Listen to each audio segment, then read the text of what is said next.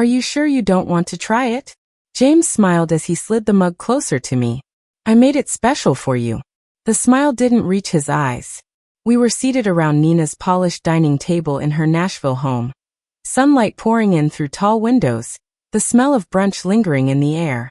Family brunch. Something that used to feel safe. The coffee in front of me smelled wrong. Not burnt. Not stale. Metallic. Sharp enough to make my stomach tighten. My name is Christina. I'm 29 years old. And sitting there, staring into that cup, I realized I was genuinely wondering whether my own husband was trying to poison me. That thought doesn't come out of nowhere. It comes after 3 years of marriage. After unexplained illnesses. After emergency room visits with no answers. And after one too many accidents that only ever happened when James or Nina cooked for me. How thoughtful, I said lightly, forcing a smile as I wrapped both hands around the mug. I didn't drink. I just let the steam brush my face. Across the table, Nina watched me over the rim of her own cup. She hadn't taken a sip. She was just stirring. Slowly. Watching. James has been very into coffee lately, she said casually. Trying different techniques. Different ingredients. Her eyes flicked to mine. Just for you. A chill crept up my spine. James had been spending more time at Nina's place lately. Long afternoons. Quiet evenings. He said they were planning something for our anniversary. But the conversations always stopped when I entered the room. And more than once, I'd caught unfamiliar messages on his phone that disappeared too quickly. I lifted the mug and pretended to take a sip, watching their faces. James leaned forward just slightly. Nina's stirring stopped. They exchanged a look. Quick. Practiced. That was all I needed. Oh wow, I said suddenly, setting the cup down. I need to take this. Work emergency. I glanced at Nina. Do you mind if I step into your study? She smiled tightly. Just be careful in there. As I stood, I let my foot catch the edge of the rug. The cup shifted. The table rattled. Oh my gosh, I'm so sorry, I said quickly, steadying myself, and in the chaos, I switched our mugs. James didn't notice. Nina did. Her eyes flicked to the cup in front of her, then back to me. Just for a moment. Then she masked it. Heart pounding. I walked toward the study but paused just inside the doorway. From there, I could still see the table. I watched Nina lift the mug. My stomach twisted. Part of me wanted to stop her. To scream.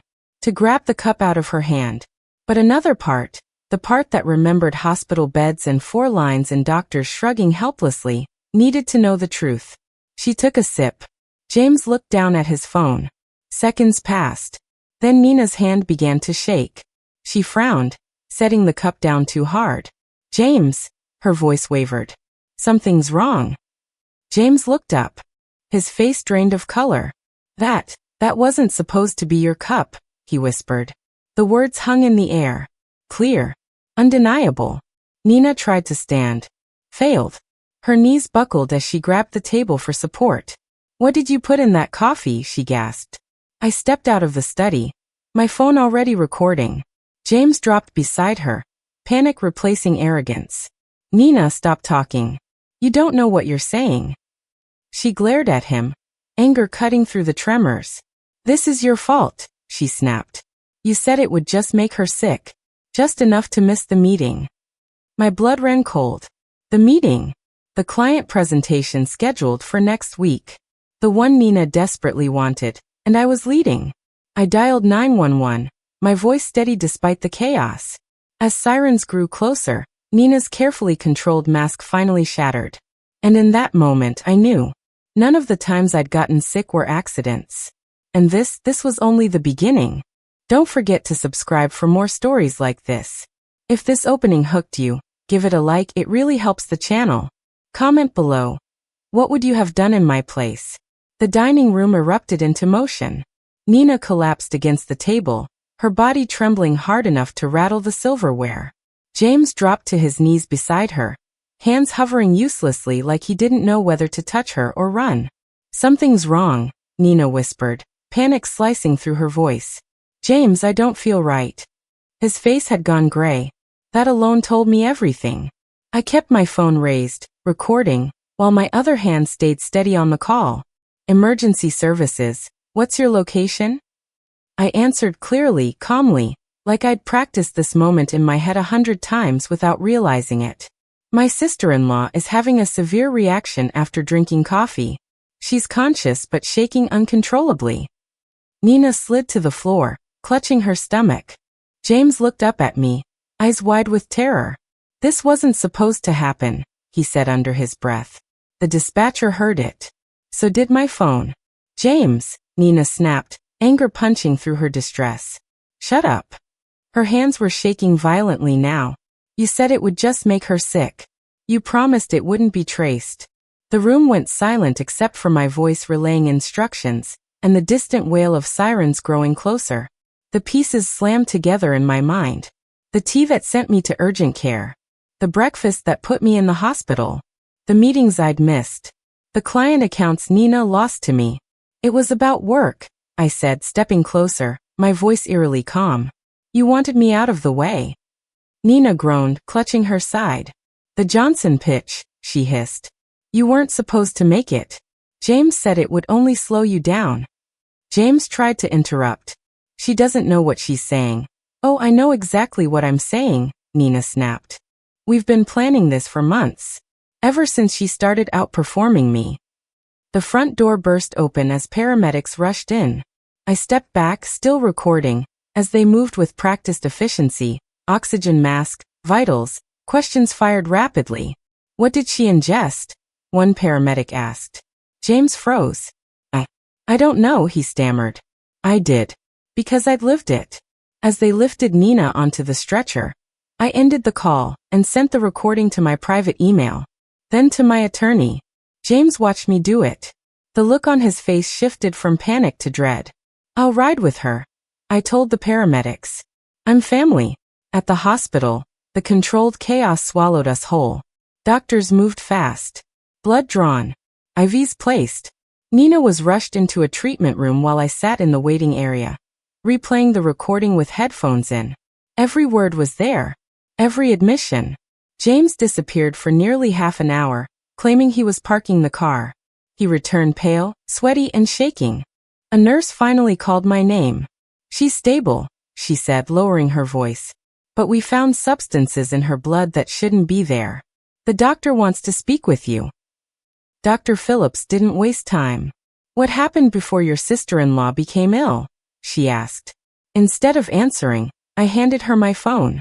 Her expression changed as the recording played, professional concern hardening into alarm. This is deliberate contamination, she said. There's no ambiguity here. James appeared at the end of the hall, his steps faltering as he realized what she'd said. Christina, he began, forcing a smile. Let me explain. Stay back, Dr. Phillips ordered, already pressing the call button. Security. 2 guards appeared almost immediately. I turned to James slowly. You've been poisoning me, I said. Not a question. A fact. For months. He swallowed hard. We were just trying to slow you down. By making me sick? My voice stayed steady. By sending me to the hospital? He didn't answer. Dr. Phillips leaned closer. The substances we're seeing are not accidental. We've contacted law enforcement. As if on cue, a detective stepped onto the floor. Detective Mendoza. She listened. Took notes. Asked for timelines. I handed her a document I'd been building quietly for months. Dates, symptoms, meals shared, hospital visits. I started tracking it when the pattern became obvious, I said. Her eyes sharpened. You were right to. Then I pulled out my backup phone.